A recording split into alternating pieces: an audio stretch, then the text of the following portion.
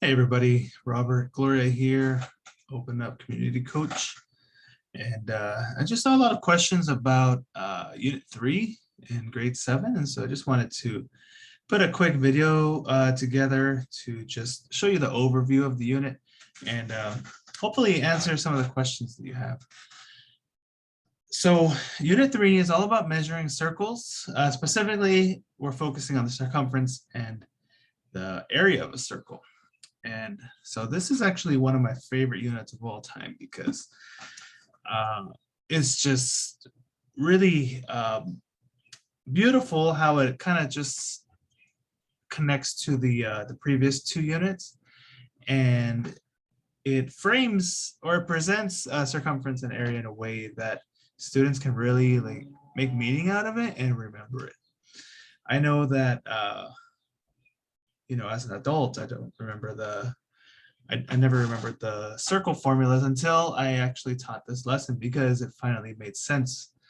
The formulas finally made sense to me, and so that's kind of the goal for this unit as well. Is like, we want to make sure the circumference and area formulas make sense and that they're derived by the students as they are working with circles.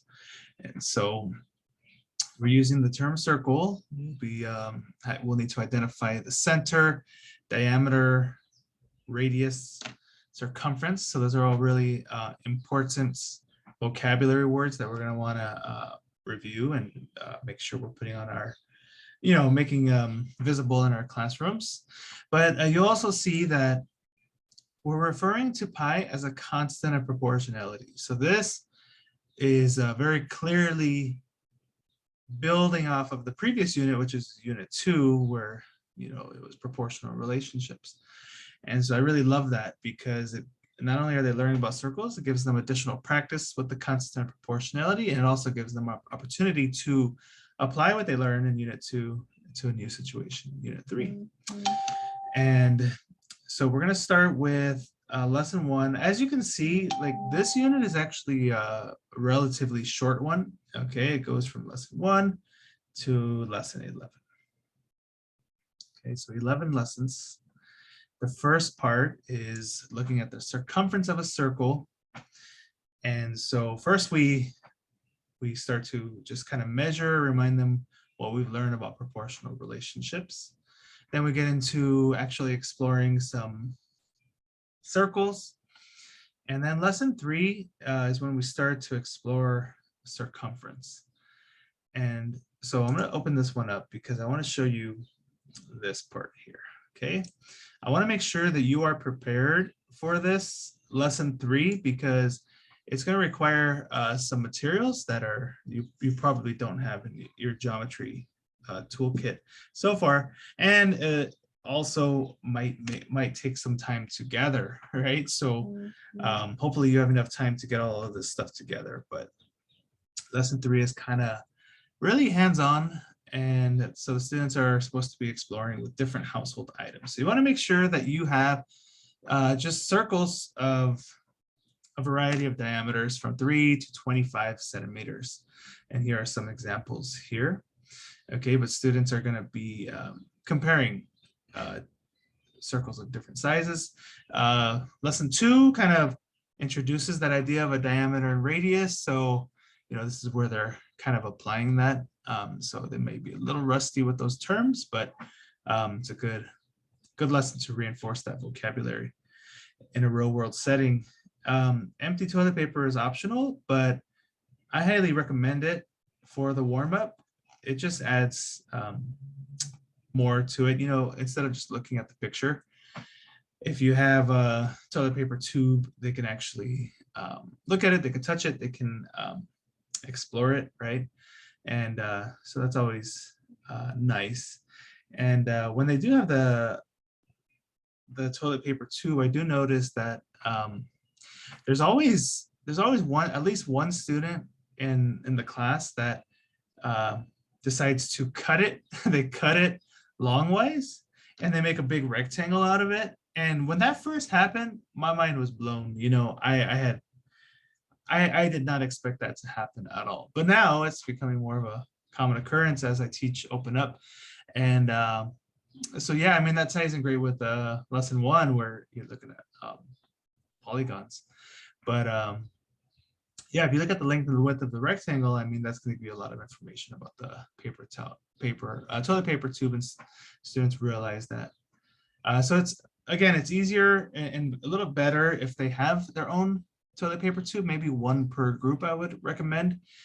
So again, they can, you know, explore it with all of the materials that they're given. The measuring tape and strings would be a good tool to give them. Okay, rulers, of course, would be great.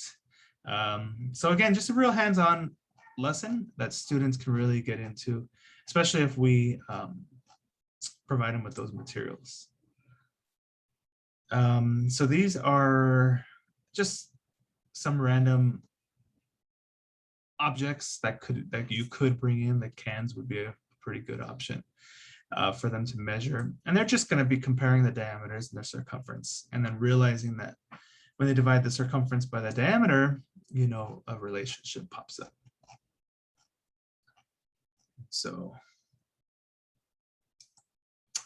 then they'll go and fill in the missing circumference based on that.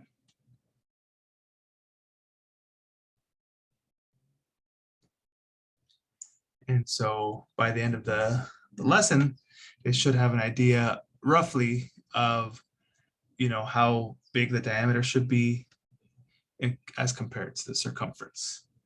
In future lessons, they're going to get a little bit more specific with it, with the pi, you know, as 3.14, but in this one, we're just using approximations at this time.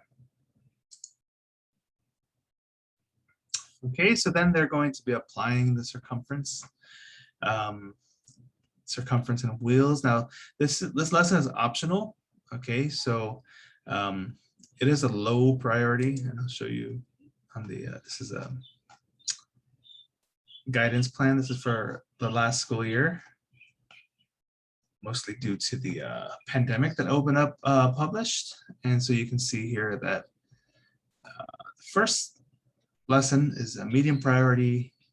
Again, it's mostly like review. The second one is very high. The third one is very high. And the fourth one is very high. And this is all where they're diving into this idea of this amazing relationship between the diameter and the circumference of a circle. And of course, learning the vocabulary along the way.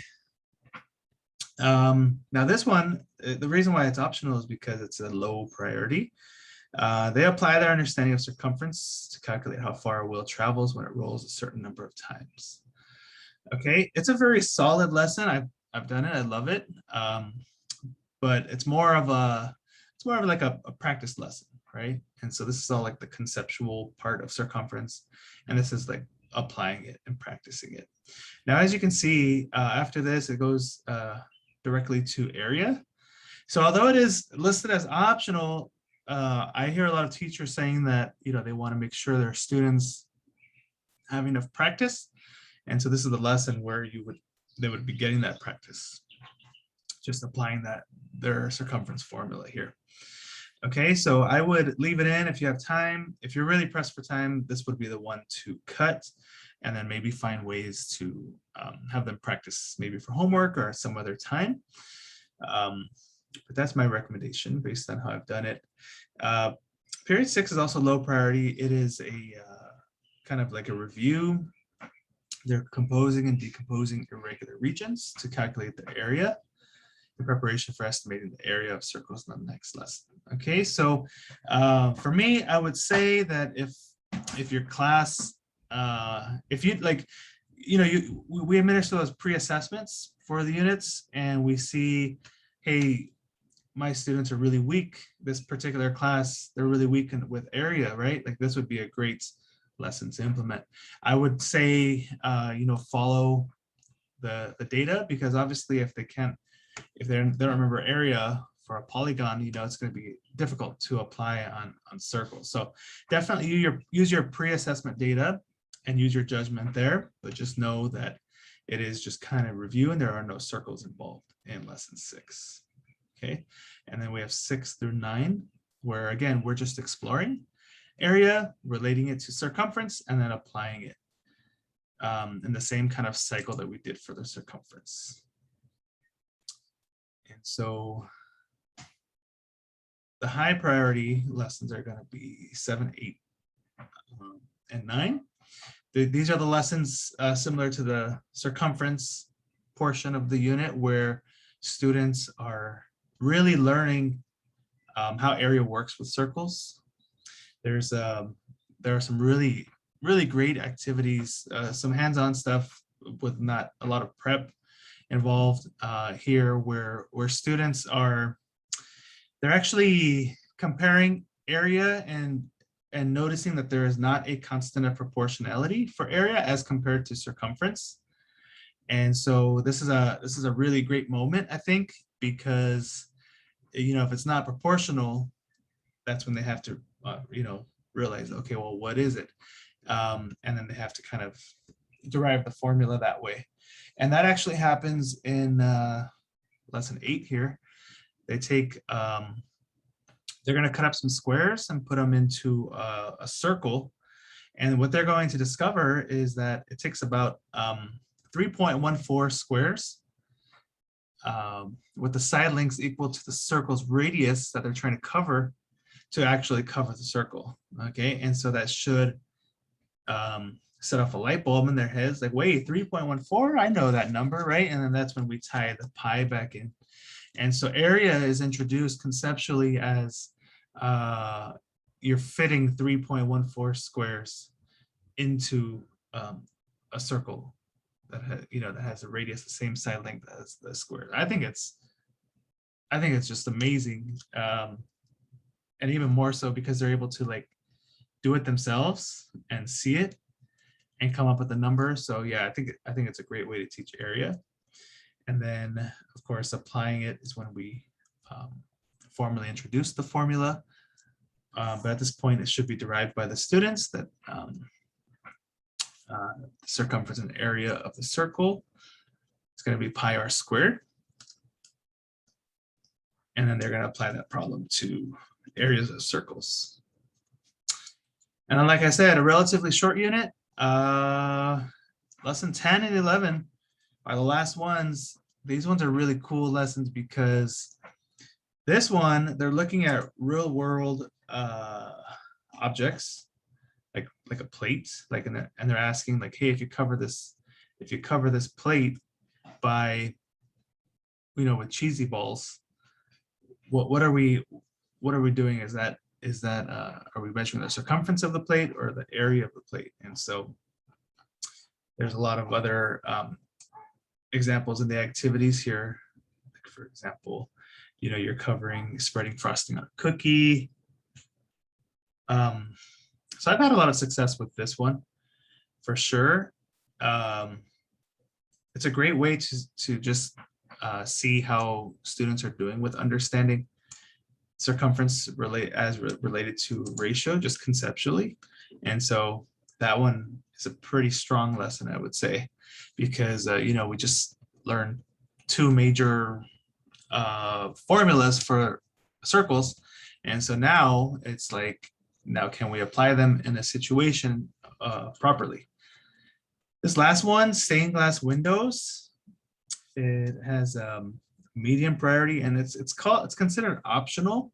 So again, if you're pressed for time and you don't have time to do all of this, this is one of the ones that Open Up suggests that you can cut. I really like it because they're just really complex tasks in here, and so students really have to think when they're working on this of how, like, they see the half circles, and then like this is one whole circle, this is half, 1/4 of a circle, and so it takes a lot of brain power, I would say, and hopefully the groups are at a point where they can work together on this, because otherwise it would be pretty difficult to do on their own within the time that we have in our classrooms usually. And so the numbers can get really messy with this, but I think it's worth it because, I mean, again, they're complex tests that they're going to be seeing, a standardized test and and other exams that they'll be taking. So I think it's worth it to keep it in. Just know that the numbers get a little messy, so you kind of have to help them organize their thoughts and their numbers as they go. Now here are the, this is the cool down guidance. I'll just go over that briefly. So as you go through these, you know, sometimes it's not such a big deal if the students don't do well in the cool down, like number 2, for example. They're gonna have a lot more chances to go over this. So, you know, don't worry if they don't get that one. This one, lesson 3 is just points to emphasize. If they're struggling still with understanding diameter and circumference, like, yeah, it might be a problem, you know, moving forward, because they're gonna be working a lot with those two. And so what I'd like to do is, for example, I'll, in the beginning of the next lesson, maybe I'll, at this point, if they don't do well on this cool down, I'll just have a little reminder for them, or just go over the cool down, or just show it to them in a different way to really reinforce that vocabulary. These two are press pause. Again, these are the high importance lessons. So whenever they're high, that's going to be press pause. Like if they don't get it, 4 and 5, you should definitely reteach, re-engage, find some other way to get them to understand the concepts in 4 and 5, the learning goals. And then we go on to area. So we start with points to emphasize for lesson 6, more chances for 7, don't worry so much. 8, 9, again, points to emphasize. 10 is the one where you would want to press pause, okay? If they struggle with the cool down, they're working with the area, you want to make sure that they get it. So maybe stop, reteach, and I'll show you what that cool down looks like so we get a better idea. So it says a circular lawn has a row of bricks around the edge. The diameter of the lawn is about 40 feet. Which is the best estimate for the amount of grass on the lawn, and which is the best estimate for the total length of the bricks? Okay, so it's not explicitly stated in the prompt that the amount of grass is referring to area, right? And so maybe a little tricky for students. I'd recommend maybe doing the 3 reads language routine for this one, just to make sure they know exactly what is happening here with this prompt and with the picture. And so the goal is that they understand that the bricks is the circumference and the grass is the area. So if they're not able to distinguish them at this point, and they're not able to come up with the correct answer, apply the formula, that's when we press pause. And then, you know, get them to a point where they can move on to 11, or if you're doing the test, move on to the test and do well. So that is my summary of Unit 3. Again, I just wanted to put this out there to hopefully answer some of your questions. A lot of you were asking me questions, or asking questions in the Facebook group about pacing. And so I hope that this helped you answer those questions you had. And if you have any additional questions or any comments, please feel free to drop them in the down below. Thank you, everybody, and I'll see you all later.